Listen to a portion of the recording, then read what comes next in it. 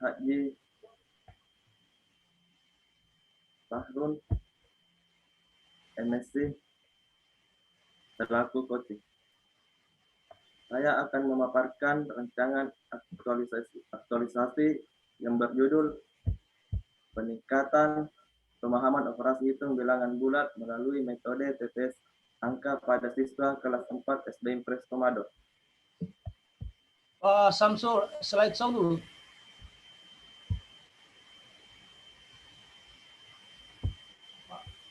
Ya.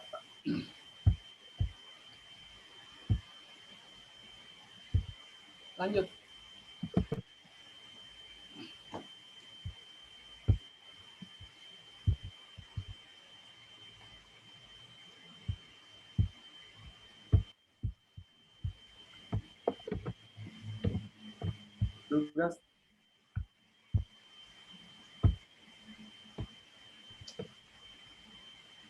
Tugas pokok guru sebagai ASN yang pertama merencanakan pembelajaran, kedua melaksanakan proses pembelajaran yang bermutu, yang ketiga menilai dan mengevaluasi hasil pembelajaran, yang keempat membimbing dan melatih peserta didik atau siswa, yang kelima melakukan tugas tambahan yang melekat pada kegiatan pokok yang sesuai, yang ketujuh meningkatkan dan mengembangkan kualifikasi akademik dan kompetensi secara berkelanjutan.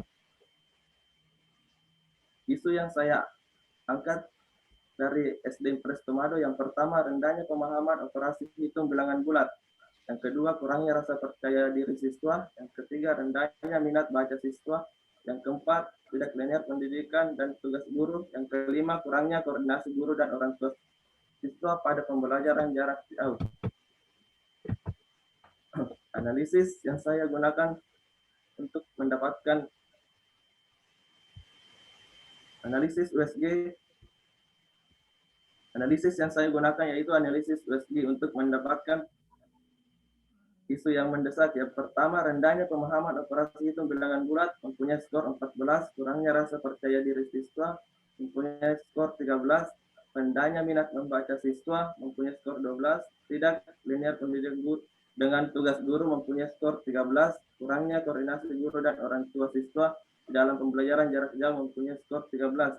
Dari penetapan isu menggunakan analisis USG, maka didapat isu yang menjadi bahasan adalah rendahnya pemahaman operasi hitung bilangan bulat.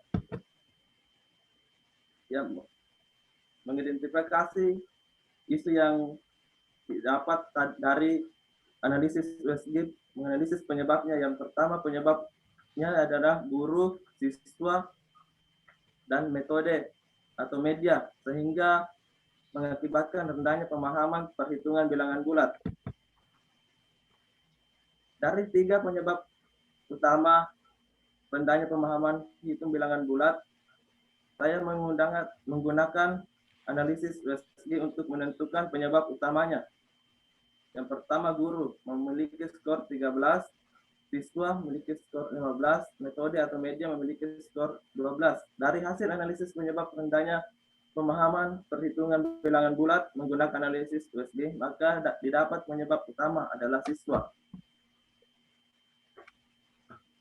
Unit rancangan aktualisasi, unit kerja SD Impres Komado. Isu yang diangkat rendahnya pemahaman operasi hitung, gagasan pemecahan masalah menggunakan metode TTS angka. Kegiatan rancangan yang pertama tahap persiapan aktualisasi, yang kedua menyiapkan perangkat pembelajaran terkait penggunaan metode TTS angka, yang ketiga melakukan evaluasi awal TTS angka, yang keempat implementasi metode TTS angka, dan yang terakhir atau yang kelima melakukan evaluasi akhir TTS angka. Dari kegiatan pertama ini ada 3 tahap. Yang pertama menyiapkan bahan konsultasi, yang kedua melakukan konsultasi dengan mentor dan mendiskusikan rencana kegiatan, yang ketiga berdiskusi dengan teman guru penggunaan metode TTS angka. Dan kegiatan kedua mempunyai 4 tahapan. Yang pertama menentukan dan menyusun kompetensi dasar yang akan diajarkan, Yang kedua, membuat RPP. Yang ketiga, menentukan materi pembelajaran. Yang keempat, membuat lembar kegiatan siswa berupa TTS angka. Kegiatan ketiga mempunyai 3 tahapan. Yang pertama, menyiapkan soal evaluasi awal. Yang kedua, memberikan soal evaluasi awal. Yang ketiga, melakukan penilaian hasil kerja siswa.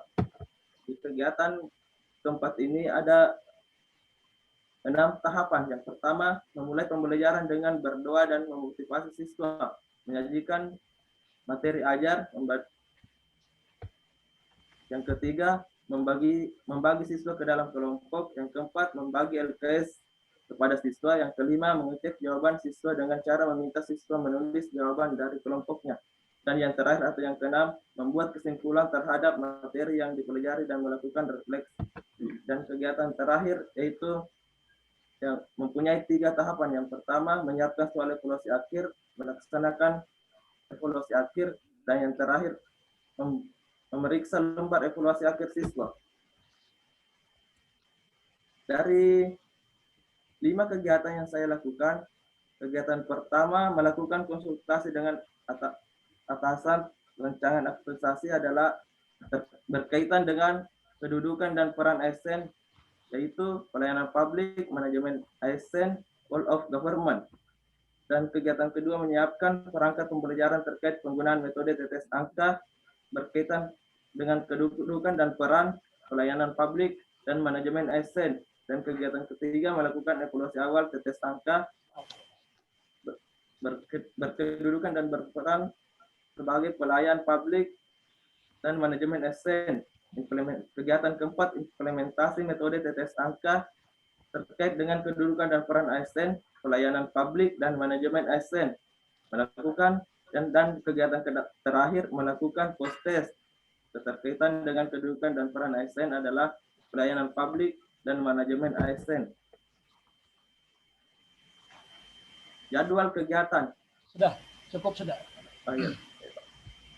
Terima kasih, Pak. Akhiri.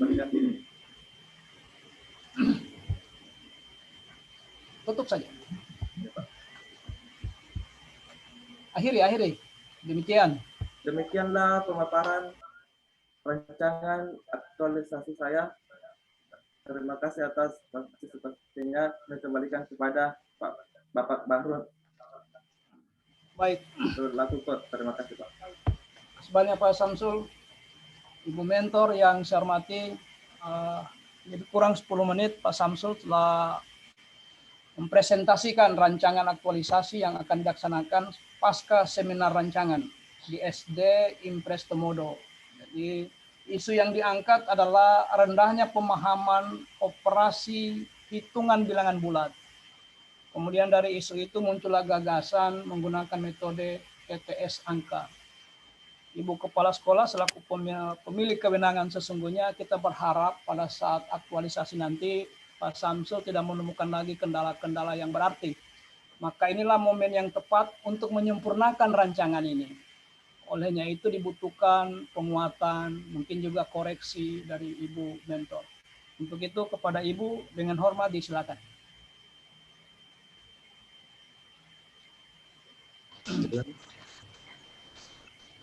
Iya. Terima kasih atas kesempatan yang diberikan kepada saya sebagai mentor pada hari ini untuk menampingi Pak Samsul Bahri yang diuji pada pagi ini. Yang saya hormati Bapak Ruhman SOS MSI selaku penguji. Yang saya hormati Dr. Andus H. Bahrun MSc sebagai Cox, dan yang saya hormati pula Pak Samsul Bahri sebagai ASN yang diuji pada pagi hari ini. Penguatan yang akan saya berikan pada pagi hari ini, saya mengharapkan ketika diangkat metode pembelajaran mengenai rendahnya pemahaman siswa pada bilangan bulat melalui metode TTS, maka sebagai mentor saya mengharapkan dapat meningkatkan hasil belajar siswa pada materi operasi hitung dan dapat memberikan kemampuan pemahaman konsep operasi hitung pada bilangan bulat ketika akan diterapkan di sekolah nanti. Dan yang ketiga, melalui kesempatan ini saya mengharapkan dan memberi penguatan kepada Pak Samsul Bahri agar siswa nantinya menjadi aktif dan dengan kemampuan yang dimiliki oleh guru atau Pak Samsul Bahri yang mengangkat metode ini dapat mengajak siswa untuk berpikir dan pembelajaran semakin lebih bermakna. Ya, demikian penguatan yang dapat saya sampaikan pada kesempatan ini dan terima kasih. Baik, makasih banyak Ibu Mentor, Ibu Kepala Sekolah sudah memberi penguatan atas rancangan aktualisasi Pak Samsul Bahri. Selanjutnya untuk mendalami sekaligus merasionalkan rancangan yang ada, untuk itu kepada Pak Rukman, SOS, MSI selaku penguji dengan hormat disilakan. Baik, terima kasih. Assalamualaikum warahmatullahi wabarakatuh. Waalaikumsalam. Dan selamat pagi. Dan terhormat Pak Bahrun, coach dalam hal ini. Kemudian Ibu Silva sebagai mentor. Dan peserta yang saya banggakan. Saudara Samsul Bahri, saya ingin saudara menjelaskan kepada saya, apakah saudara dengar suara saya? Iya, Pak. Baik. Coba saudara jelaskan kepada saya ketertarikan saudara pada judul yang saudara pilih. Kenapa tidak dengan berdasarkan analisa saudara ada 5 ya, 5 isu yang saudara tampilkan.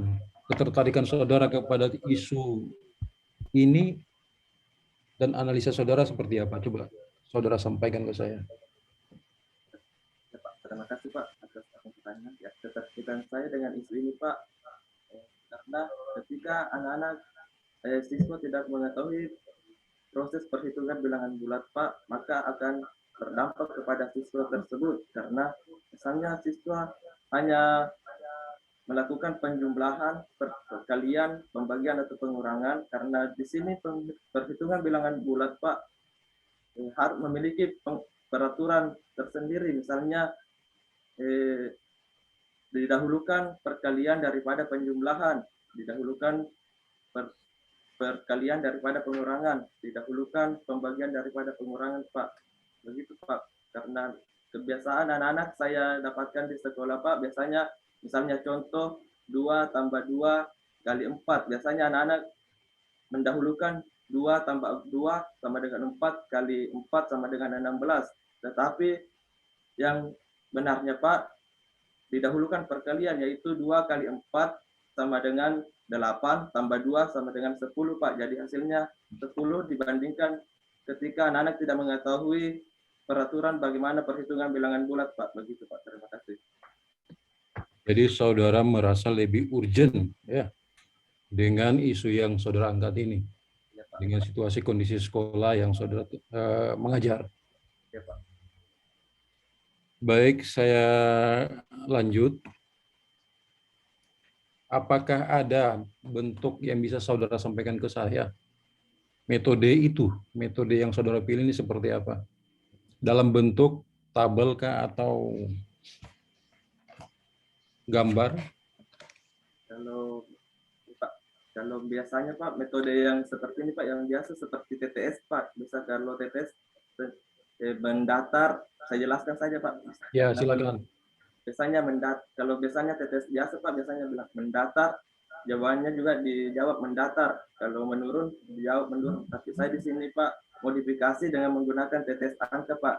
Jadi jawabannya nanti berupa angka. Kan kebiasaan kalau TTS yang lain berupa huruf atau kata-kata Pak. Karena kalau di sini saya menggunakan angka Pak, jadi saya modifikasi seperti itu Pak. Ada contohnya di situ, Pak? Ada contohnya Pak Samsul? di laptop yang satu Pak, saya sudah bikin Pak. Sudah siap ya? Ya, Pak. Oke, baik.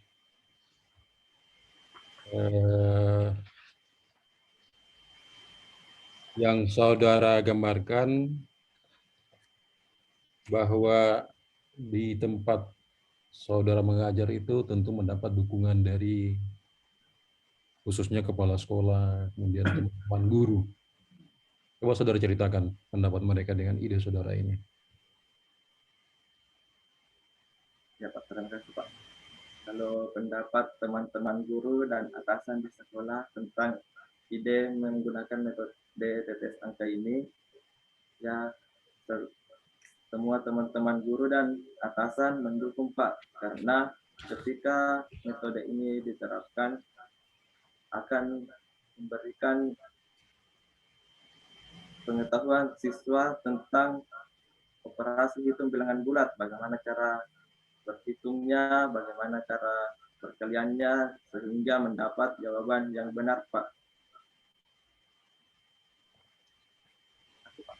Baik, terima kasih.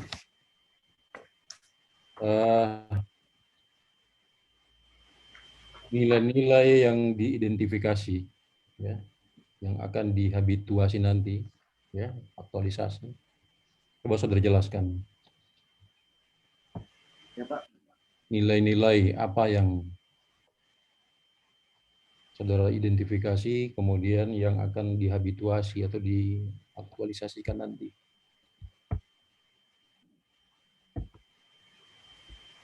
Ya Pak. Silakan Pak Samsul. Kalau di kegiatan pertama Pak, saya nilai di kegiatan pertama, tahap pertama, nilai dasarnya akuntabilitas, kejelasan target, transparan. Di nilai kedua Pak, etika publik. Di nilai ketiga, komitmen mutu. Di kegiatan pertama tahap kedua, yang nilainya saya masukkan akuntabilitas, etika publik, komitmen mutu, anti korupsi. Di kegiatan pertama tahap ketiga yaitu akuntabilitas, etika publik, dan komitmen mutu. Di kegiatan kedua, tahap pertama akuntabilitas, etika publik, komitmen mutu. Di tahap kedua, kegiatan kedua, tahap kedua akuntabilitas, etika publik, komitmen mutu. Di tahap kedua, kegiatan kedua, tahap keempat,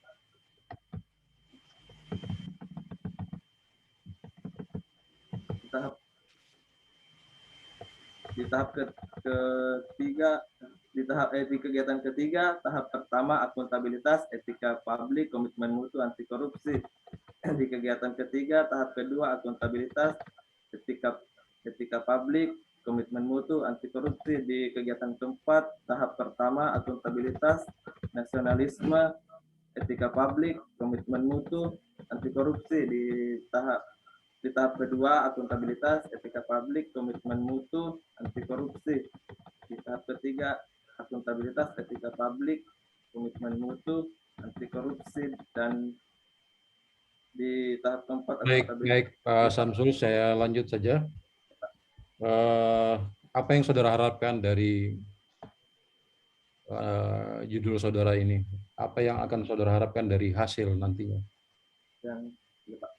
Yang saya harapkan dari metode, ya, yang saya harapkan dari penerapan metode TTS angka ini Pak, agar siswa pada SD Impres Tomado terkhusus di kelas 4 bisa melaksanakan atau memahami pengoperasian hitung bilangan bulat Pak. Kenapa harus kelas 4? Kenapa bukan seluruh? Karena Pak, kelas 4 yang saya ajar Pak, yang saya jadi wali kelas di kelas 4 Pak. Oke. Saran kalau bisa, apa yang saudara tampilkan ini yang menjadi judul bukan saja dapat dinikmati oleh kelas saudara, tapi seluruh kelas yang ada dengan sesuai dengan tahapan belajarnya ya, di masing-masing tingkat di SD apa Impres ini? Tumado, Pak. Impres Impres Tumado. Tumado, ya. Saya harap begitu. Dan kemudian nanti pada saat aktualisasi, habituasi, saudara bisa lebih banyak berkonsultasi, ya, materi-materi apa. Saya lihat ini tahapan-tahapannya juga cukup. Kemudian nanti didukung oleh proses dokumentasi ya. Jadi nanti apa-apa yang saudara laksanakan, kerjakan, dan harus siap dengan tabel yang saudara sampaikan itu. Jangan cuma saya lihat tadi ada kita masih agak sulit meraba. Baik, saya kira begitu saja dulu Pak Bahrun. Saya kembalikan. Terima kasih. Wassalamualaikum warahmatullahi wabarakatuh. Waalaikumsalam. Terima kasih banyak Pak Penguji. Jadi Pak Rukman, seminar akhir nanti yakinkan kami bahwa metode TTS itu sudah diterapkan. Bila perlu buat videonya, kalau ragu-ragu ya, jangan hanya dokumen-dokumen. Karena hari ini Pak Penguji minta disimulasikan, kita tidak bisa menunjukkan itu. Seperti apa bangunnya itu, TTS angka itu. Jadi memang kalau bisa divideokan pada saat penerapan. Supaya kami yakin betul bahwa metode ini efektif. Ya. Yang pertama. Yang kedua, coba dikonsultasikan dengan mentor. Saya kira waktunya juga tidak. Kalau masih bisa diatur, tambahlah kelas 5 dan 6. Mungkin kelas 3 masih setengah mati matematikanya. Ya.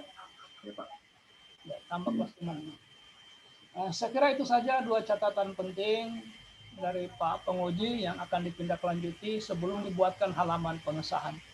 Ibu Mentor, karena waktu kita sangat terbatas, saya tidak memberi kesempatan lagi kepada Ibu, tetapi ada harapan kami bahwa saya dan penguji ini tidak mungkin hadir di sekolahnya Pak Samsul Bahri.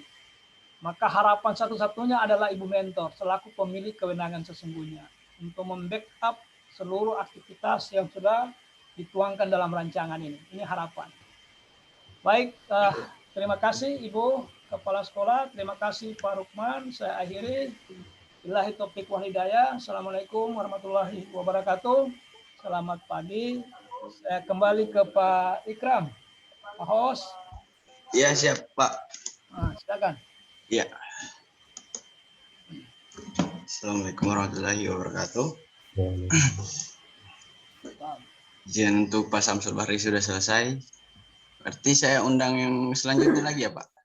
Mungkin dikembalikan ke ruangan besar dulu. Oh iya. Kecuali mentornya saya lihat jadwal ini sepertinya 2. Kalau saya lihat jadwal ya, Ibu Mentor, dua peserta kita di sekolahnya Ibu. Kalau saya lihat jadwal 2. Sama siapa satu? Sama Ibu Wasti. Oh iya, yang mau selanjutnya ini Pak. Jadi Pak Samsulnya yang dipersilakan ke ruangan besar, diundang anunya yang kedua. Ya.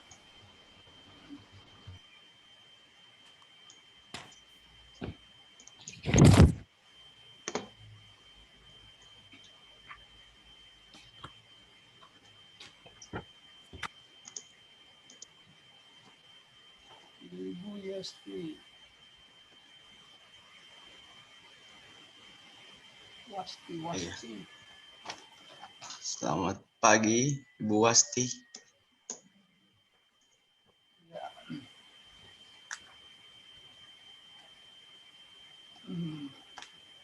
Selamat pagi, Ibu Wasti. Ya, selamat pagi, Pak. Oh ya, oke. Ibu Wastinya sudah ada Pak Bahrun? Iya. Saya serahkan kepada Pak Bahrun. Baik, makasih banyak Pak Ikram. Iya, sama-sama Pak. Assalamualaikum warahmatullahi wabarakatuh. Selamat pagi Pak Rukman Esos, MSI selaku penguji yang saya hormati. Ibu Silpa SPD selaku mentor yang saya hormati. Ibu Wasti Alorante SPD sebagai peserta yang sama kita banggakan. Baik, kita masuk pada sesi kedua. Ibu Wasti, sebelum saya persilakan, alokasi waktu untuk paparan ini tidak lebih dari 10 menit. Ya. Untuk itu, kepada Ibu Wasti, disilakan. Ya, terima kasih, Pak.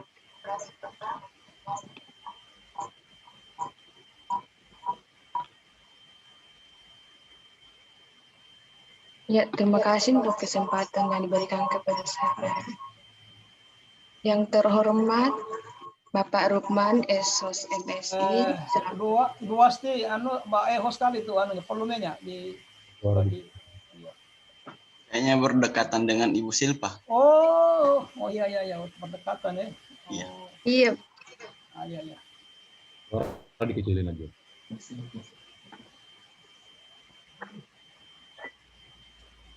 Kemudian slideshow PowerPoint-nya.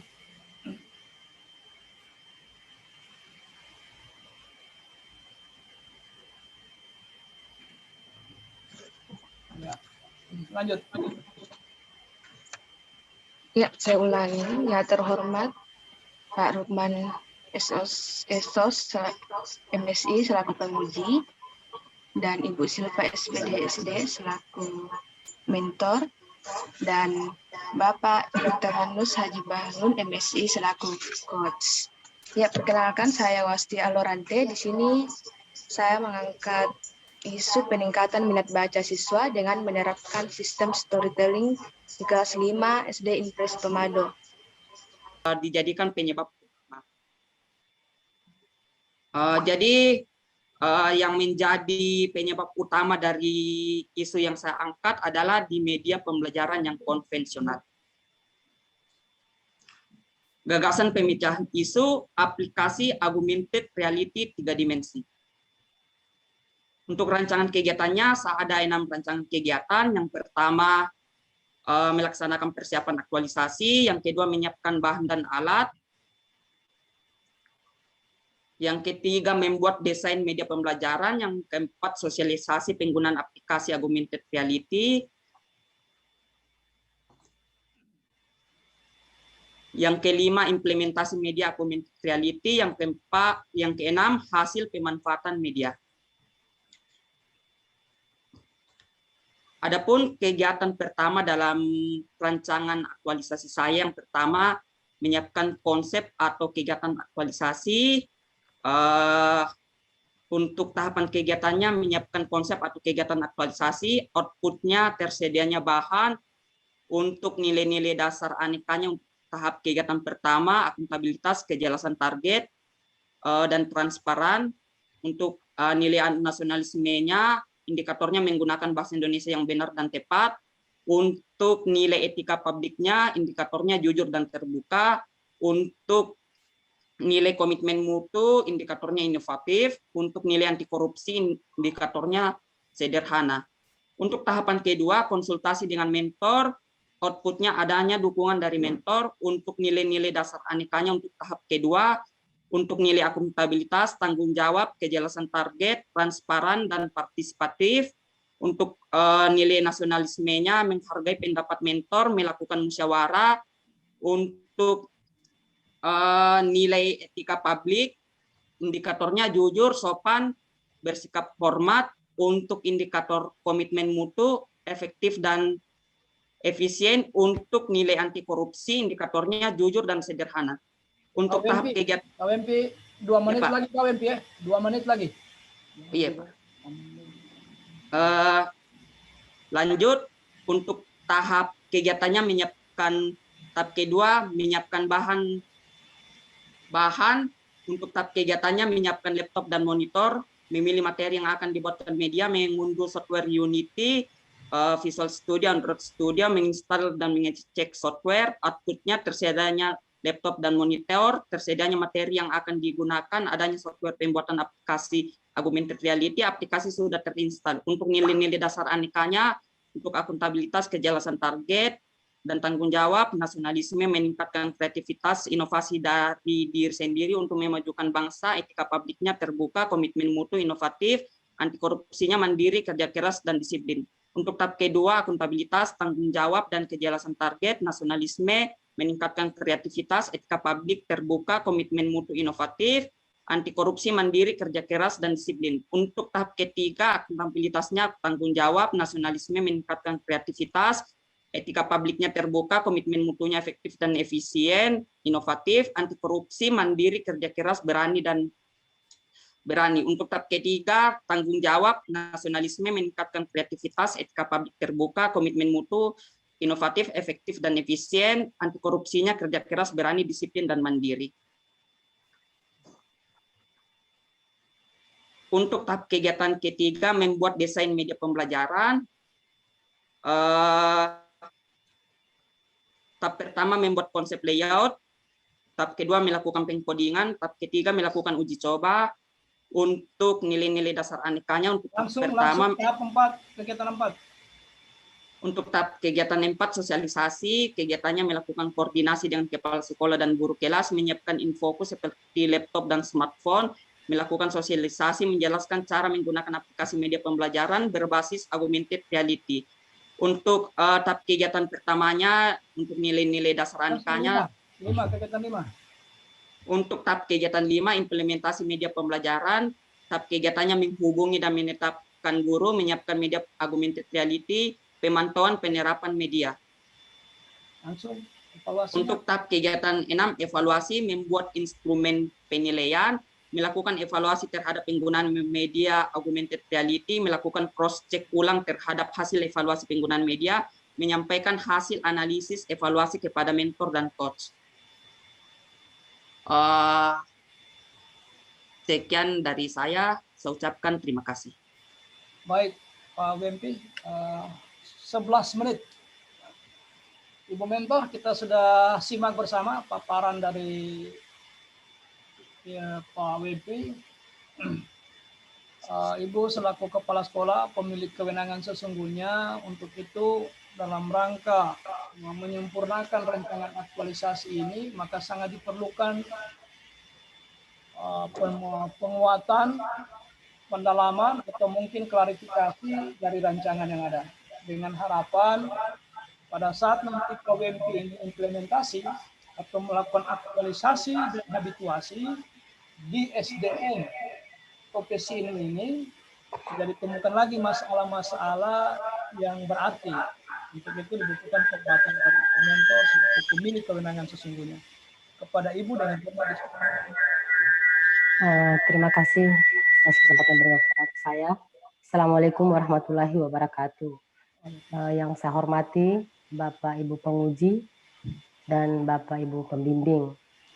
Saya Ibu Indrawati SPD selaku Kepala Sekolah SD Negeri Topesino di sini sebagai mentor dari Bapak WMP Rantetoding SPD peserta Diklat Latsar CPNS golongan 3 angkatan 71 Pemerintah Kabupaten Sigi kerjasama Badan Pengembangan Sumber Daya Manusia Daerah Provinsi Sulawesi Tengah tahun 2021. Dalam hal ini identifikasi isu yaitu kurang optimalnya penggunaan media pembelajaran dalam kegiatan belajar mengajar di SD Negeri Topesino. Dengan rancangan aktualisasi yaitu pengembangan aplikasi media pembelajaran berbasis augmented reality 3 dimensi pada Bapak Ibu Guru SD Negeri Topesino. Bapak Ibu yang saya hormati, Bapak WMP Rantetoding SPD telah merencanakan, melaksanakan dan melaporkan kegiatan aktualisasi dengan baik dan optimal, serta telah menerapkan nilai dan kaidah-kaidah yang diterapkan dalam pelaksanaan aktualisasi nantinya. Ini dilaksanakan secara manual dengan tetap memperhatikan protokol COVID-19. Pengembangan ini dilaksanakan secara manual dan menemukan beberapa kendala-kendala, namun secara keseluruhan Bapak Ibu kegiatan ini terlaksana yang baik dan benar dan bermanfaat untuk rekan-rekan guru serta peserta didik khususnya di sekolah kami yang berada di daerah khusus atau daerah terpencil. Saya berharap kegiatan ini nantinya dapat dilanjutkan dan diaplikasikan, diterapkan, ditingkatkan demi kemajuan pendidikan di sekolah kami yang berada di daerah terpencil SD Negeri Topesino. Demikian yang dapat saya sampaikan Bapak. Lebih dan kurangnya saya mohon maaf. Assalamualaikum warahmatullahi wabarakatuh. Waalaikumsalam. Makasih banyak Ibu Mentor dengan penguatan singkat tapi padat. Selanjutnya untuk mendalami dan merasionalkan rancangan aktualisasi ini kepada Pak Rukman Esos MSI selaku penguji dengan hormat silakan. Terima kasih Pak Bahrul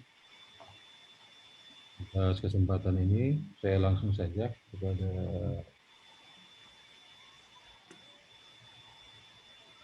peserta Latsar Pak Wempi. Ya. Bisa dengar suara saya Pak Wempi? Bisa Pak, bisa Pak. Coba saudara gambarkan ke saya, bagaimana judul saudara ini? Apa yang dimaksud dengan augmented reality 3 dimensi? Coba seperti Iya, apa? Pak. Augmented reality itu Pak teknik yang menggabungkan benda maya 2 dimensi dan benda maya 3 dimensi ke dalam lingkungan sekitar kita. Jadi aplikasi ini saya buat semacam saya buat semacam kartu. Jadi kartu tersebut ada gambarnya di bawah. Nanti kita scan Pak lewat smartphone. Jadi gambarnya itu bisa timbul dari bawah, bisa hidup. Gambarnya itu berupa 3 dimensi, bisa hidup. Jadi itu yang saya akan nantinya akan buat, saya rancang supaya siswa aktif dalam proses pembelajaran. Jadi ini dalam bentuk aplikasi ya? Ya Pak, aplikasi. Oh, aplikasi, baik. Jadi yang dimaksud di sini adalah aplikasi. Sasaran saudara siapa? Sasaran saya Pak, guru sama siswa Pak. Di sekolah apa tadi? Saya di SD Negeri Topesino Pak. Untuk seluruh kelas atau hanya untuk kelas tertentu? Untuk saat ini Pak, karena saya juga agak keterbatasan, saya untuk kelas 6 dulu, saya buatkan aplikasinya. Jadi nanti ke depannya saya akan buat lagi aplikasinya untuk kelas 5, kelas 3, kelas 4, dan kelas berikutnya Pak. Oh, jadi dalam satu aplikasi tidak bisa digunakan oleh secara bersamaan kelas 6 misalnya? Karena kita juga Pak, saya juga Pak, sesuaikan dengan materi kurikulum ke-13 dalam pembuatan materinya, pembuatan alat peraga. Jadi kita bedakan Pak setiap kelas untuk aplikasinya. Jadi tidak sama ya, berdasarkan kebutuhan masing-masing kelas beda berarti ya? Ya Pak. Oke, coba saudara jelaskan ya ke saya, bagaimana proses saudara dalam menganalisis sehingga memutuskan pilih ini. Apa yang saudara lihat? Ya Pak, saya lihat di SD Negeri Topesino Pak, kami guru-guru daerah terpencil itu sangat keterbatasan dari media pembelajaran, sumber belajar. Jadi saya tertarik mengembangkan media pembelajaran ini karena media ini sangat bisa digunakan Pak. Kita juga semua guru-guru di atas sudah punya smartphone. Jadi smartphone tersebut nantinya bisa digunakan dalam mengakses media tersebut. Jadi di sini saya buat media tersebut memudahkan guru dan siswa saling berinteraksi dalam proses pembelajaran. Karena kami di daerah Topesino, daerah pegunungan Pak, itu siswanya itu kalau kita mengajar itu kurang aktif Pak. Jadi saya bawa sebuah inovasi baru, teknologi supaya siswa aktif dalam proses pembelajaran. Jadi dengan pembuatan media tersebut, saya harapkan bisa membuat siswa aktif dalam proses pembelajaran. Ya, sangat bagus sebenarnya kalau saya lihat ini, bahwa apa yang saudara gagas ini dapat dimanfaatkan sebenarnya bukan cuma untuk SD Topesino, tapi kalau ini berhasil saudara terapkan, tentunya menjadi contoh untuk sekolah-sekolah lain. Ini dasar rancangannya apakah saudara memang membuat sendiri atau ada orang lain? Saya buat sendiri Pak, saya dari desainnya, pengkodingannya, aplikasinya, saya buat sendiri. Oh, berarti ada kemampuan komputer ya, kemampuan merancang aplikasi. Sedikit Pak. Oh, oke, baik. Ini nilai tambah untuk seorang guru. Di samping beliau mengajar untuk tentu ada kemampuan membuat aplikasi-aplikasi baru yang terus diharapkan bisa berlanjut demi untuk memajukan sekolah yang saudara ajari saat ini. Baik, saya lihat kan di sini kan ada agenda 1, agenda 2, 3 dan seterusnya. Coba saudara jelaskan keterkaitan antara agenda 1, 2 dan seterusnya. Oh iya Pak, untuk keterkaitan untuk agenda pertamanya, untuk tahap kegiatannya ini saya harus menyiapkan dulu Pak bahan untuk menghadap mentor. Dengan kata lain, saya harus berikan kejelasan target saya.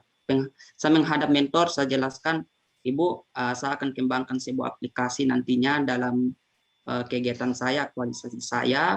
Jadi mohon kerjasamanya guru-guru dan ibu kepala sekolah supaya kegiatan ini bisa terrealisasi di SD Negeri Topesino, bukan hanya di Negeri Topesino. Jadi harapan saya ketika aplikasi ini bisa saya kembangkan, saya akan sebarkan Pak untuk SD-SD yang ada di pedalaman. Karena saya tahu sendiri Pak bagaimana kami terkendala sekali dalam pemanfaatan media. Jadi saya rasa untuk guru-guru sekarang ini pasti semuanya sudah bisa punya smartphone yang canggih-canggih. Jadi aplikasi saya bukan online, dia offline Pak. Jadi bisa diakses semua guru. Jadi itu harapan saya. Saya juga yang kedua pengembangannya juga ke depannya saya harapkan bisa berlanjut terus.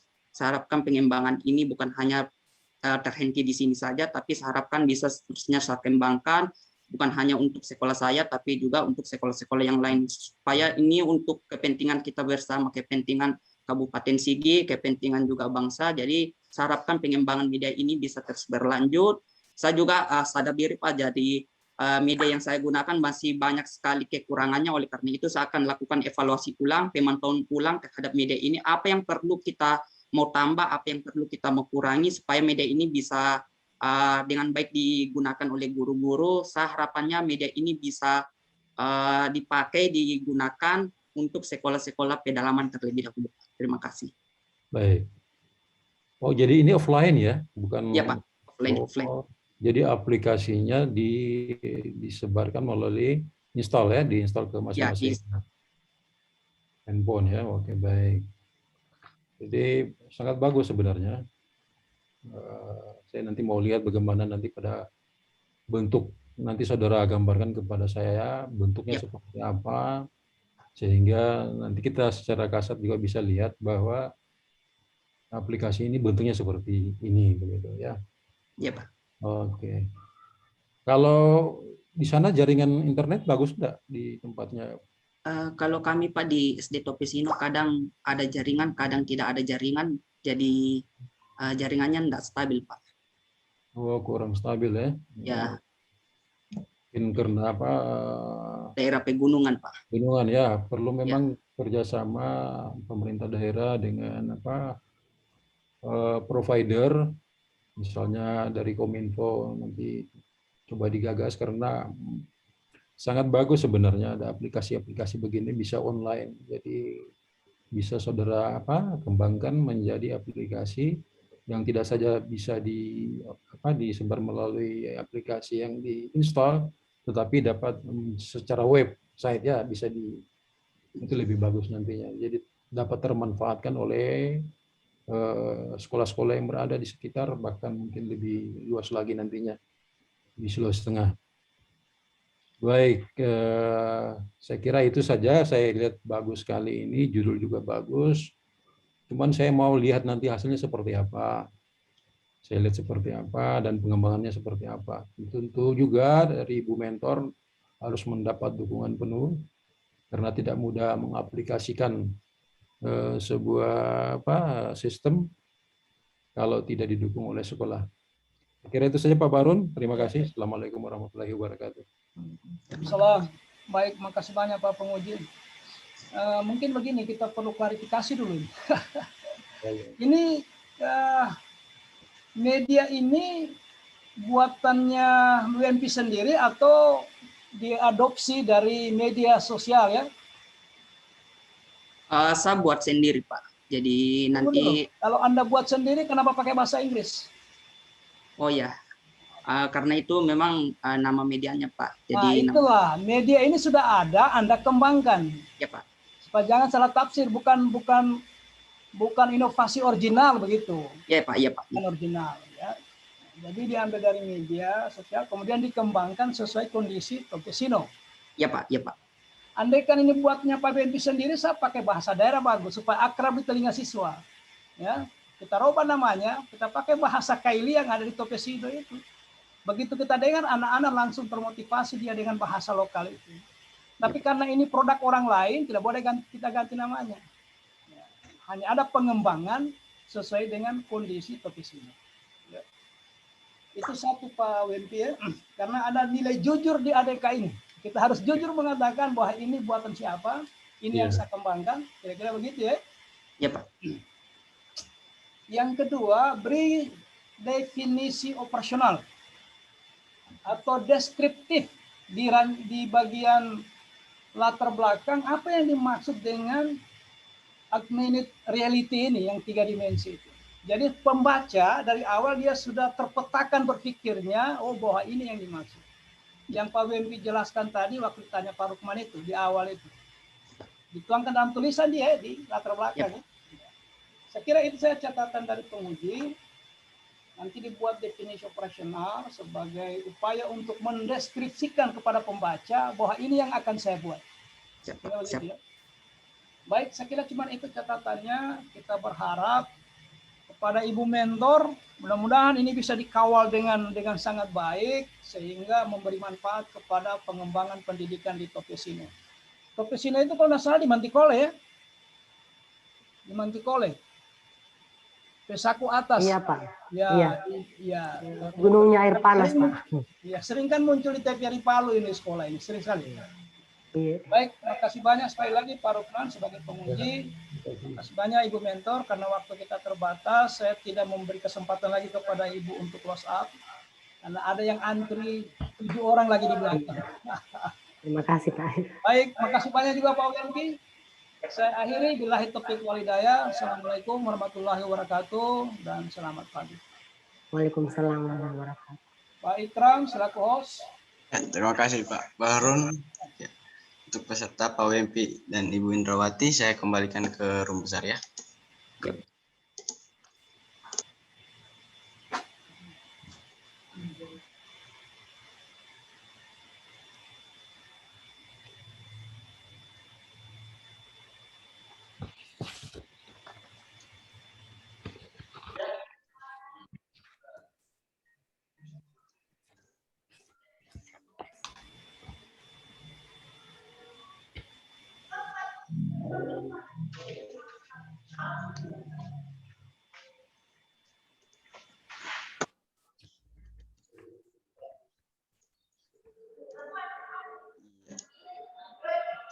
Assalamualaikum Ibu Satriani dan Bapak Dr. Andus Imam Afandi.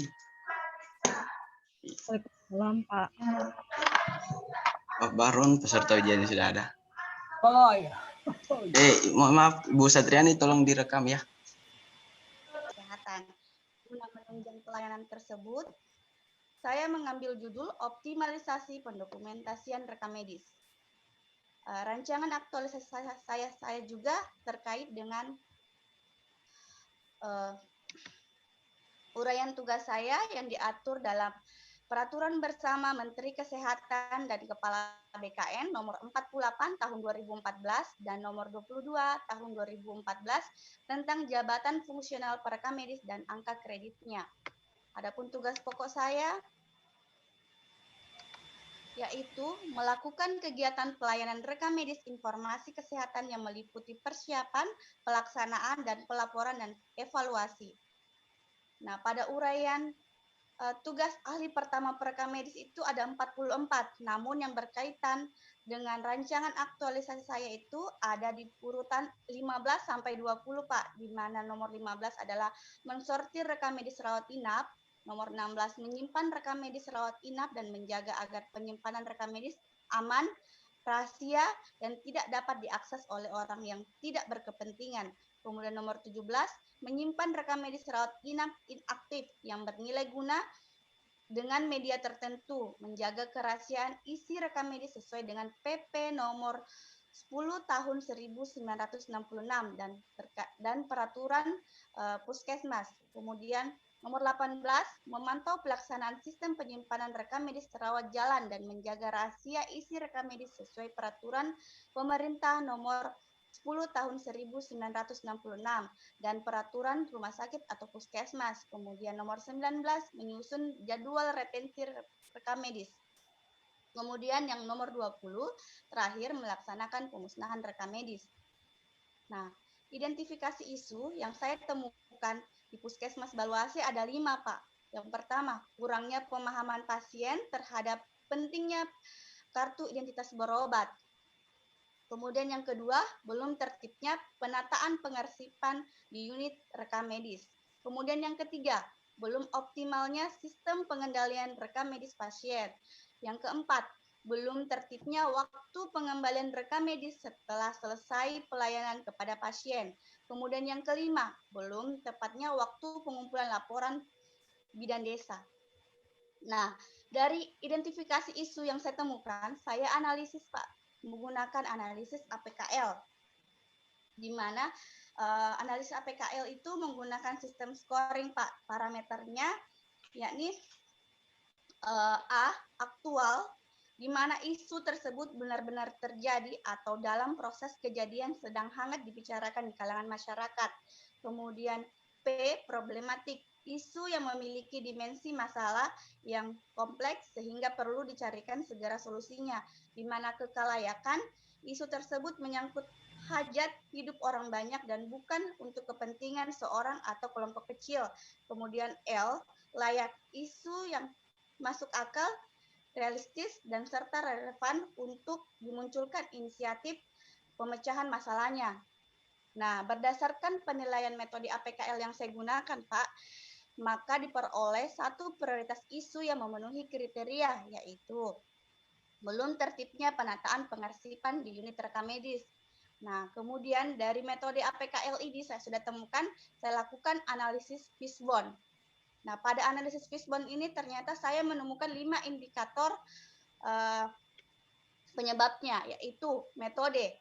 Dokumen SOP terkait rekam medis itu hilang saat gempa. Kemudian belum ada petugas sebelumnya yang sesuai kompetensi tersebut. Dan petugas belum pernah mendapatkan pelatihan tentang rekam medis, khususnya sistem penyimpanan rekam medis. Kemudian material, jumlah box file tidak cukup. Dan masih ada rekam medis yang tidak menggunakan sampul. Kemudian money, belum ada anggaran biaya untuk perbaikan sarana dan prasarana dalam waktu dekat ini, Pak.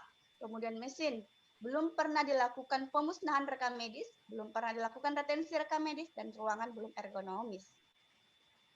Dari hasil analisis fishbone ini, saya analisis kembali lagi, Pak, indikator apa saja sih yang harus dilakukan tindak lanjutnya. Nah, saya menggunakan USG, indikator USG, di mana parameternya yaitu U, urgensi, seberapa mendesak suatu isu harus dibahas dan dianalisis dan ditindaklanjuti. Kemudian G, seriousness, keseriusan. Seberapa serius suatu isu harus dibahas dikaitkan dengan akibat yang akan ditimbulkan. Kemudian grow, perkembangan masalah. Seberapa besar kemungkinan buruknya isu tersebut jika tidak ditangani. Nah, berdasarkan analisis dengan metode USG tadi, dari kelima indikator tersebut, saya dapatkan 2 indikator yang perlu diselesaikan, yaitu indikator metode dan mesin, Pak. Yang selanjutnya akan saya buatkan rancangan aktualisasi. Berikut rancangan aktualisasi saya, Pak. Ya. Nah, isu yang saya angkat adalah belum tertibnya penataan pengarsipan rekam medis. Nah, gagasan saya, Pak, saya melakukan pembuatan dan penyusunan SOP. Kegiatan saya ada 7. Yang pertama, saya lakukan tahap persiapan aktualisasi, di mana tahapan tersebut yang pertama menyiapkan bahan, menghadap mentor, kemudian saya menghadap mentor, kemudian berdiskusi, hasil outputnya adalah tersedianya bahan, saya memperoleh dukungan dari mentor atau atasan saya, dan kemudian saya mendapat saran dan dukungan dari teman-teman sekalian. Kemudian saya kaitkan dengan nilai ASN, Pak. Ada akuntabilitas, etika, komitmen, dan anti korupsi. Di mana akuntabilitas itu tanggung jawab dan kejelasan target, di mana etika itu saya jujur komitmen mutu efektif, efisien, dan inovatif, di mana anti korupsi, jujur, peduli, dan kerja keras. Ibu Andi, kegiatan langsung tahapan karena waktu kita sudah semakin singkat. Oh iya, baik Pak, terima kasih. Kemudian yang kedua, kegiatan saya membuat dan menyusun SOP sesuai dengan Permenkes dan peraturan terkait. Tahapannya itu yang pertama adalah menyiapkan pedoman dan aturan berkaitan dengan rancangan aktualisasi saya. Kemudian B, melakukan telaan terhadap pedoman atau aturan-aturan yang berlaku yang berkaitan dengan SOP yang akan saya buat, Pak. Kemudian bagian C, saya membuat dan menyusun SOP, Pak. Ada beberapa SOP. Yang pertama adalah sistem penyimpanan, sistem penjajaran, retensi rekam medis, pemusnahan, kode warna rekam medis, pemberian tanda pada sampul rekam medis pasien infeksi, pasien resiko penyakit menular, dan duplikasi rekam medis. Kemudian yang terakhir, pada kegiatan kedua, saya meminta izin pengesahan SOP kepada atasan. Kemudian kegiatan saya ketiga yaitu menetapkan tim pelaksana retensi dan pemusnahan rekam medis. Ada kegiatan tahapannya ada 3, menyeleksi anggota tim, membuat uraian tugas, kemudian menyusun dan mengesahkan SK tim penyusut pelaksana retensi dan pemusnahan rekam medis. Kemudian kegiatan 4, saya melakukan implementasi SOP retensi. Yang pertama, melakukan telaah dan memilah tiap-tiap rekam medis berdasarkan kunjungan terakhir pasien berobat, yakni 2 tahun. Dengan melihat kunjungan terakhir dengan cermat dan teliti. Kemudian B, memilah rekam medis aktif dan inaktif, Pak. Kemudian yang C, melakukan penilaian nilai guna pada form rekam medis inaktif. Kemudian D, membuat daftar rekam medis inaktif yang akan diretensi. Kemudian E, melakukan pemindahan rekam medis inaktif. Kemudian pada kegiatan kelima, saya mengimplementasikan penataan kembali rekam medis aktif. Tahapannya adalah A, menyatukan penyimpanan rekam medis rawat inap dan rawat jalan. Kemudian B, melakukan telusur duplikasi rekam medis. Kemudian C, menyatukan rekam medis duplikasi. Kemudian D, menyusun rekam medis ke rak terbuka dengan sistem penjajaran strike numbering system. Kemudian E, menempel stiker kode wilayah rekam medis. Kemudian menempel stiker tahunan. Kemudian menempel stiker warna khusus pada rekam medis pasien penyakit menular, maaf. Kemudian kegiatan 6, saya melakukan implementasi SOP pemusnahan inaktif, yaitu menyusun rekam medis inaktif yang tidak memiliki nilai guna. Kemudian B, melaksanakan pemusnahan rekam medis. Kemudian C, membuat berita acara pemusnahan tersebut.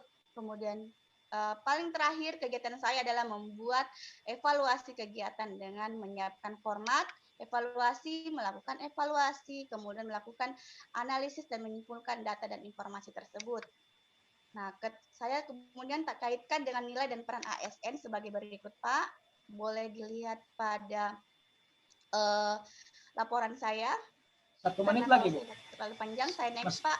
Masih ada waktu 1 menit. 1 menit masih ada. Adapun jadwal kegiatan pelaksanaan saya, Pak, saya gunakan jadwal pelaksanaan harian, Pak. Jadi yang paling banyak waktu saya itu ada di kegiatan 4 dan kegiatan 5 karena itu memang memerlukan waktu. Sesuai dengan tahapan yang ada di rancangan saya, Pak. Terima kasih. Sekian dan terima kasih presentasi rancangan aktualisasi saya, Pak. Mohon lebih dan kurangnya mohon dimaafkan. Baik, makasih banyak Ibu Andi Tenri. Pas 10 menit. Ibu Mentor. Lo kita cek dulu masih adakah Ibu Sri Intan? Ibu Sri. Nah, mohon maaf karena Ibu mentornya tidak bisa tersambung. Masih ada. Ya, halo Pak. Oh ya, baik. Ibu Sri, kita sudah bersama-sama dengarkan paparan singkat tadi. Ya. Selanjutnya kami Ya, selanjutnya Ibu Mentor diminta untuk memberikan penguatan atas rancangan yang sudah dipaparkan oleh Ibu Andi tadi. Untuk itu kepada Ibu Mentor saya beri waktu lebih kurang 10 menit, saya silakan.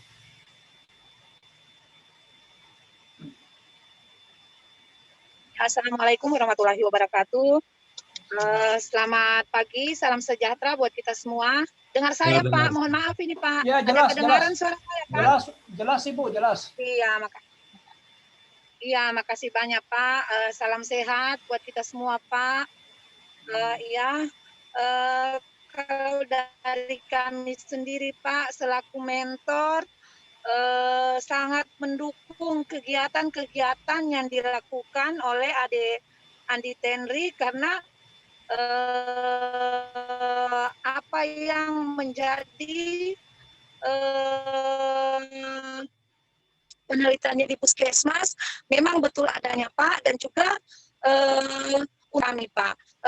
Adapun kegiatan-kegiatan seperti pemusnahan, ada beberapa kegiatan tadi memang Puskesmas valuasi berdiri belum ada dilakukan, Pak. Itu merupakan salah satu kegiatan yang memang kami butuhkan karena memang selama ini, Pak, kami belum ada tenaga rekamedik, Pak, di Puskesmas. Baru dengan adanya Ibu Andi Tenri ini, Pak. Selama berdirinya Puskesmas Baluase, Pak.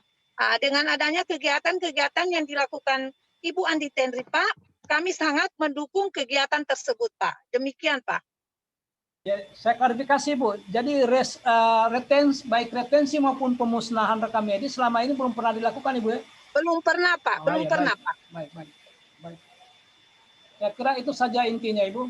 Terima kasih banyak, Ibu sudah memberi penguatan terhadap rancangan aktualisasi yang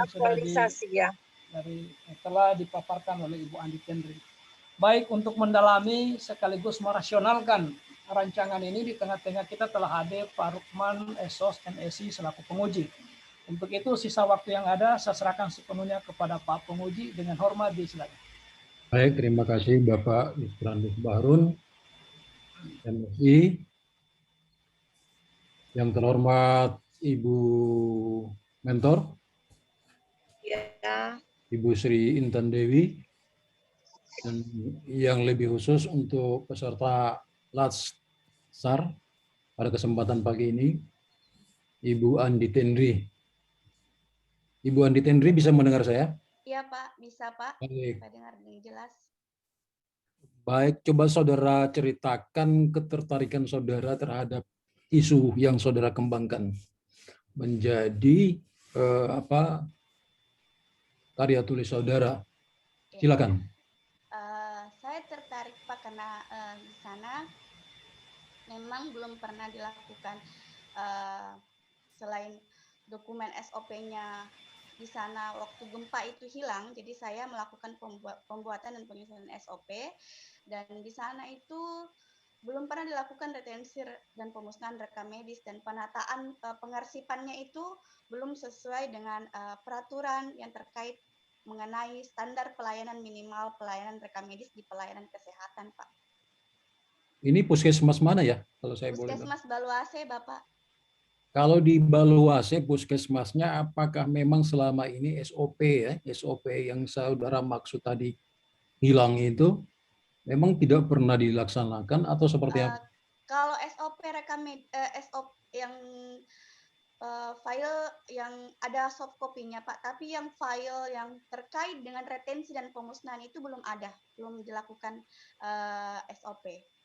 Dan mengenai sistem penjajaran, penyimpanan, kemudian kode-kode warna itu belum pernah dibuat, Pak. Jadi mekanisme SOP seperti itu tidak pernah dilaksanakan. SOP-nya sudah ada atau memang SOP tidak ada dan tidak dilaksanakan? SOP tidak ada, Pak, dan tidak dilaksanakan. Itu untuk rekam medis, Ibu ya? Iya. Untuk retensi dan pemusnahan. Iya, sama seperti kayak SOP-nya tadi, Pak, saya menyebutkan sistem penyimpanan, kode warna, kemudian duplikasi itu belum. Baik. Jadi selama ini karena berhubung SOP-nya belum ada sehingga saudara inisiasi untuk membuat SOP, ya. Iya. Baik. Kalau kajian saudara, apakah dengan SOP kemudian dengan tenaga teknis yang ada di tempat saudara bekerja itu apakah seimbang? Maksudnya jangan-jangan saya berpikir SOP ini dibuat tapi nantinya tidak dapat juga dilaksanakan, tidak dapat dikerjakan karena tenaganya juga tidak ada. Bagaimana menurut saya? Nah, kalau tenaga rekam medis sendiri itu masih saya, Pak. Tapi di dalam staf rekam medis itu kami ada beberapa, Pak. Walaupun lulusannya bukan dari rekam medis, tapi dari S1 kesehatan lainnya, Pak. Tapi kita karyakan, jadi dia rekam medis. Jadi insya Allah bisa terlaksana, Pak, SOP-nya dengan baik ke depannya. Iya, jadi penekanannya di sini SOP ya? Iya, penekanannya pembuatan SOP dan bagaimana saya mengimplementasikannya nanti, Pak. Ya, baik. Tentu berdasarkan SOP nanti pihak Puskesmas bisa menganggarkan dari sisi finansial ya. Iya, Bapak. Sarana pendukung, sarana prasarana yang mendukung. Karena di situ harus ada kartu, kemudian penggolongan warna dan seterusnya. Ya. Berdiri mulai tahun berapa ya ini Puskesmas? 2014, Pak. 2004, Pak, maaf, 2004. Kemudian Puskesmas tersebut relokasi masih daerah Baluase tapi naik ke atas gunung sedikit tahun 2020, Pak. Akibat gempa? Karena gempa, iya, Bapak. Oke. Jadi karena gempa sehingga banyak sarana prasarana ya, yang hilang, yang rusak. Iya, benar sekali, Bapak. Oke. Nanti saudara gambarkan nanti seperti apa. Halo? Iya, Bapak. Nanti saudara gambarkan secara singkat bagaimana itu prosesnya dari apa yang harus saudara lakukan lebih awal secara singkat saja. Sehingga rekam medis itu yang saudara harapkan begini bisa tercapai. Silakan. Yang pertama saya lakukan yaitu saya melakukan pembuatan dan penyusunan SOP, Pak. Kemudian setelah itu saya mengimplementasikan SOP tersebut pada kegiatan aktualisasi saya. Kemudian setelah saya mengimplementasikan kegiatan dari 3 kegiatan implementasi saya, kemudian saya melakukan evaluasi bagaimana ke depannya apakah bisa terus-menerus atau bagaimana, insya Allah akan bisa terus-menerus dilaksanakan. Gunanya apa, Pak? Agar terciptanya tertib pengadministrasian rekam medis, itu gunanya untuk menunjang agregasi puskesmas, Pak. Dan pelayanan kesehatan yang diberikan kepada pasien bermutu dan berkualitas sesuai dengan visi misi dan nilai-nilai organisasi di puskesmas. Ini dilakukan atau dikerjakan oleh Ibu sendiri? Iya.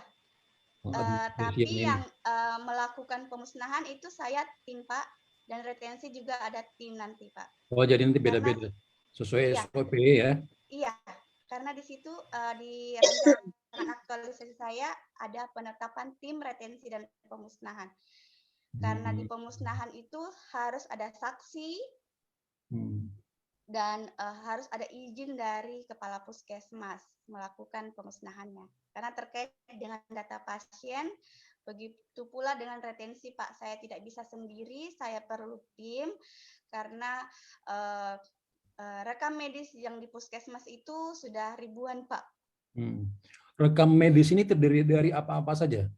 Rekam medis ini adalah berkas pasien, Pak. Yang kalau kita ke rumah sakit itu biasanya disebutnya status. Oke. Iya. Jadi ini tidak bisa hilang ya, karena akan menjadi dasar dalam pengobatan selanjutnya. Iya, di retensi pun itu ada kita lakukan pemindahan, Pak. Jadi walaupun dimusnahkan, jadi kalau dia tiba-tiba dia berobat, kita bisa cari filenya di hasil pemindahan kita print kembali, jadi riwayatnya ada. Atau perlu hukum, atau misalnya ada kasus hukum Pak, jadi kemudian hari dimusnahkan, tapi kemudian hari diminta dalam kasus pengadilan, kita bisa cari filenya di file retensi kita, hasil pemindahan kita. Ya. Jadi Kenapa bukan dimusnahkan? berarti Ya. setelah dimusnahkan datanya tidak ada, tapi Ya, bukan ternyata berarti, Pak. data Tidak tetap boleh. ada ya. Itu Ya. disimpan di. Saya simpan melakukan pemindahan Pak, di scan. Oh, scanner, oke. Iya, di scan. Baik. Kapan kira-kira dianggap perlu melakukan retensi? Retensi itu menurut Permenkes 269 tahun 2008 tentang rekam medis Pak, di pasal 19 itu kalau ayat 1 pemusnahan dan retensi dilakukan itu setiap 2 tahun sekali pada pelayanan kesehatan Pak, yang non rumah sakit. Oke. Baik, terima kasih. Apa yang saudara harapkan dari hasil karya tulis saudara ini? Yang saya harapkan jadi sistem pengadministrasian rekam medis itu berjalan dengan baik Pak, dan tidak adanya misfile atau duplikasi rekam medis, dan tidak ada mempercepat pelayanan pasien Pak. Jadi kalau mengambilnya itu enak, retrieval rekam medisnya, pengambilan kembali rekam medisnya itu tidak perlu waktu sehingga pelayanan menjadi cepat. Oke, nanti dibuatkan dokumentasinya ya. Seperti apa saudara mengerjakan itu. Iya, siap, Dan Pak. saya harap juga nanti mendapat dukungan dari Ibu Mentor agar apa yang saudara harapkan bisa terlaksana dengan baik. Iya, Saya Pak. kira itu saja Pak Bahrun. Terima kasih. Assalamualaikum warahmatullahi wabarakatuh. Waalaikumsalam, makasih banyak Pak Penguji. Ini memang saya juga tertarik ini melihat ini. Tertarik ini, asas manfaatnya tinggi. Ya. Saya nyaris tidak ada catatan-catatan yang saya tambahkan karena saya mengikuti pembicaraan dari Pak Penguji. Cuman yang ingat baik-baik, bagaimana meyakinkan kami nanti bahwa sudah terjadi retensi, iya, Pak. Sudah terjadi pemusnahan. Coba pikirkan mulai dari sekarang dokumentasi apa yang saya perlihatkan di seminar akhir supaya penguji yakin bahwa barang ini saya sudah lakukan. Iya, baik Pak. Insya Allah saya mau lakukan, saya mau bikin video pendek Pak, bagaimana saya di sana melakukan rancangan aktualisasi saya. Mulai saya masuk tanggal 7 nanti Pak, sampai saya keluar. Nanti pemusnahannya juga jelas ya, diperlihatkan ya kalau memang ada dimusnahkan. Insya Allah Pak. Sekedar pengetahuan umum buat saya, kalau pasiennya meninggal, sudah boleh dimusnahkan kan? Iya, sudah mulai dimusnahkan Pak, tapi saya retensi Pak. Oh, tetap retensi dulu? Iya, saya tetap retensi Pak, saya lakukan pemindahan. Tidak, nanti begini. Kalau kemudian hari ada komplain Pak. Oh, walaupun sudah meninggal ya? Iya. Walaupun sudah meninggal iya, tetap. Walaupun sudah meninggal Pak. Oh, iya. Baik. Sekedar anu saja, bukan menguji ini, pengetahuan umum buat saya. Tidak apa-apa. Tahu buku datanya ya. Ya baik, makasih banyak Ibu Mentor, Ibu Kapus, Ibu Sri Intan Dewi, makasih banyak sudah datang bergabung bersama kami. Karena Bapak Penguji dan saya Kos tidak mungkin hadir di Puskesmas Baluase, maka harapan kami tertumpu pada Ibu Mentor untuk mengawal pelaksanaan rancangan aktualisasi Ibu Andi Tenri. Ibu Mentor masih monitor. Ya sudah. Pak Rukman, makasih banyak Pak Rukman selaku penguji, makasih juga Ibu Andi Tenri. Saya akhiri sesi ini. Billahi taufiq wal hidayah. Assalamualaikum warahmatullahi wabarakatuh. Waalaikumsalam. Terima kasih Bapak, Ibu. Ya, terima kasih. Saya kembali kepada host Pak Ikram. Silakan. Iya, siap. Terima kasih Pak Bahrun. Ya, terima kasih buat Ibu Tenri dan Ibu Sri Intan. Saya kembalikan ke room besar dulu.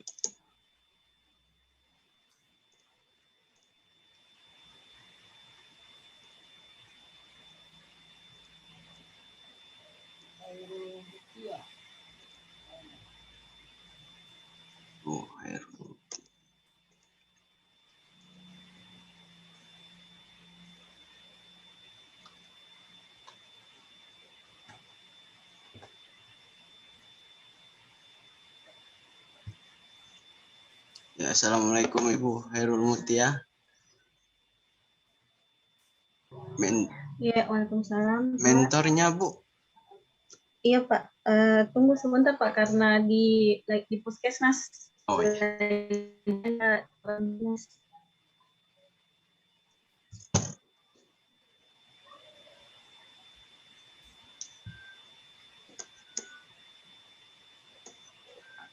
Ya Pak Bahrun, kita masih menunggu mentor dari iya. Ibu. Iya. Kita manfaatkan kesempatan yang ada. Iya, siap.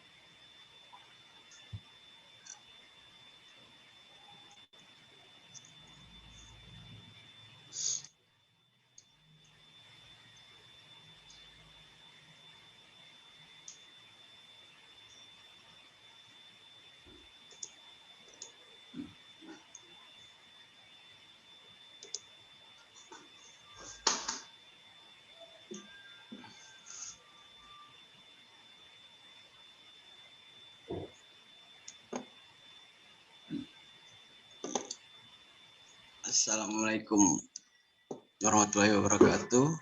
Ya, Ibu Siti Hajar.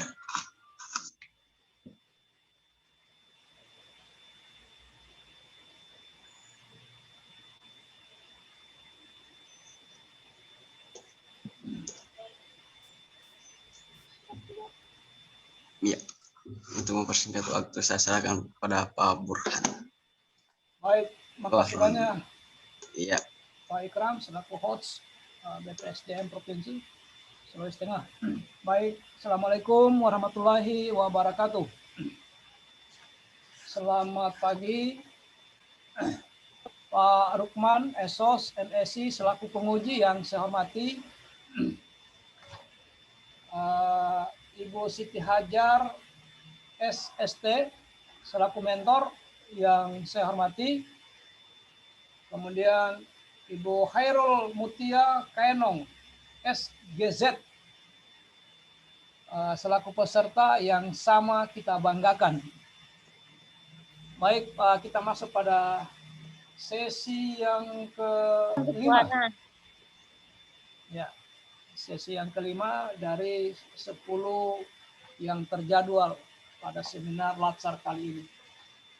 Baik, Mohon maaf Pak Bahrun, untuk Ibu Khairul Mutia, tolong direkam ya. Iya. Oke. Ya, silakan. Rekam dulu ya. Baik. Baik. Tunggu dulu Ibu. Baik, selanjutnya kita ikuti bersama paparan singkat dari Ibu.